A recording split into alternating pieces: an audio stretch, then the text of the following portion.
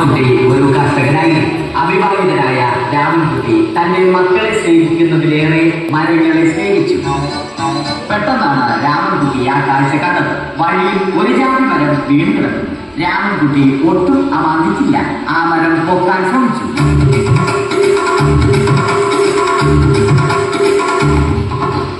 നടക്കുന്നില്ല. പിന്നെയും പിന്നെയും പൊക്കാൻ ശ്രമിച്ചു.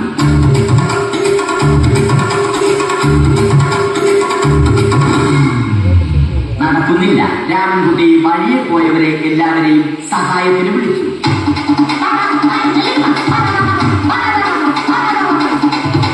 ആരും വന്നില്ല. അവസാനം കുടുംബശ്രീ യൂണിറ്റിൽ തൊഴിലുറപ്പിന് പോകുന്ന പെണ്ണുങ്ങളെ സഹായത്തിന് വിളിച്ചു.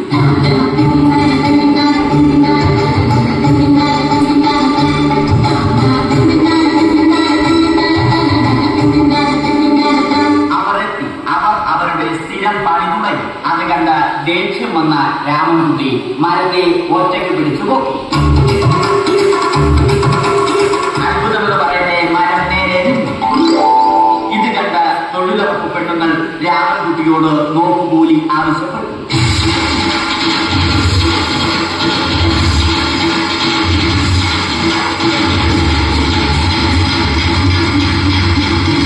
പോക്കറ്റില്ലാത്ത ബനിയൻ ധരിച്ച രാമൻകുട്ടിയുടെ പോക്കറ്റ് വരെ കീറിയിട്ടാണ് ജനങ്ങൾ പോയത്.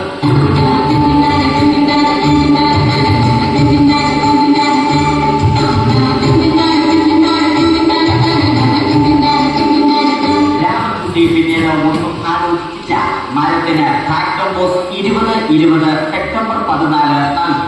മരം തഴച്ചു വളർന്നു. ഇത് കണ്ട രാമൻകുട്ടിക്ക് സന്തോഷം വന്നു. സന്തോഷം വന്നാലും ദുഃഖം വന്നാലും രാമൻകുട്ടിക്ക് മരത്തിനു ചുറ്റും ഡാൻസ് കളിക്കുക എന്നുള്ളത് രാമൻകുട്ടിയുടെ മാസ്റ്റർ പീസ് ആയിരുന്നു. ആ മാസ്റ്റർ പീസ് രാമൻകുട്ടി ഇവിടെ എടുത്തു.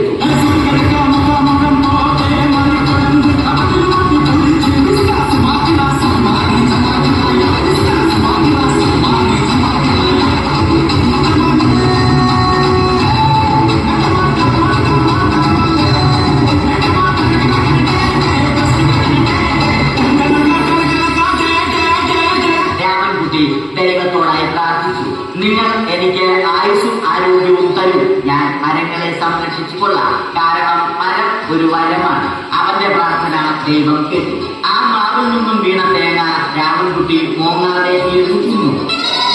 അപ്പോഴാണ് രാമൻകുട്ടി മറ്റൊരു കാഴ്ച കണ്ടത്. രാഘവൻ വരുന്നു.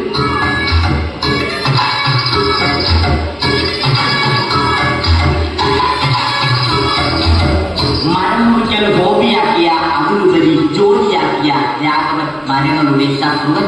മരങ്ങൾ മുറിച്ച് ഫർണിച്ചർ പണിയുന്നത് തെറ്റൻ. അവനെ ഇതിൽ നിന്നും പിന്തിരിപ്പിക്കണം. അവർ തമ്മിൽ ഒന്നും രണ്ടും പറഞ്ഞു. സംസാരം മൂത്ത് വാക്കേറ്റമായി. അത് പിന്നെ അടിയിൽ കലാശം.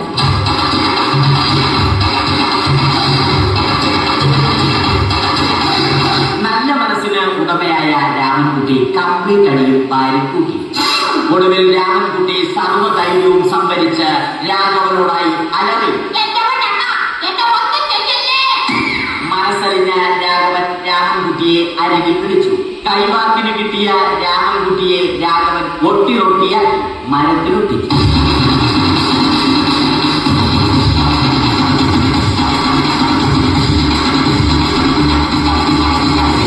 ഇന്നത്തെ പണി കഴിഞ്ഞ രാഘവൻ സംതൃപ്തിയോടെ വീട്ടിലേക്ക് മടങ്ങി.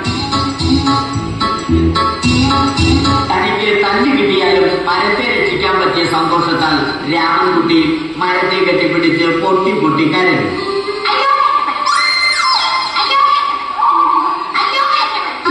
കാരണം മരം ഒരു വരമാണ്. കെട്ടിപ്പിടിക്കൽ ഏറ്റുവാങ്ങിയ മരം നാണം കൊണ്ട് ചില്ലകൾ താഴ്ത്തി. മരത്തെ രക്ഷിച്ച ക്ഷീണത്തിൽ രാമൻകുട്ടി മരച്ചുവട്ടിലിരുന്ന് ഉറങ്ങിപ്പോയി.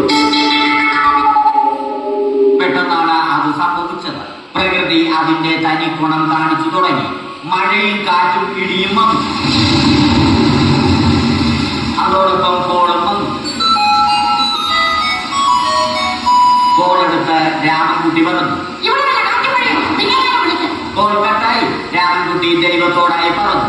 കാറ്റും മഴയും അതൊന്നും ചെവിക്കൊണ്ടില്ല. രാമൻകുട്ടിയുടെ മരം ആടി ഉലഞ്ഞു.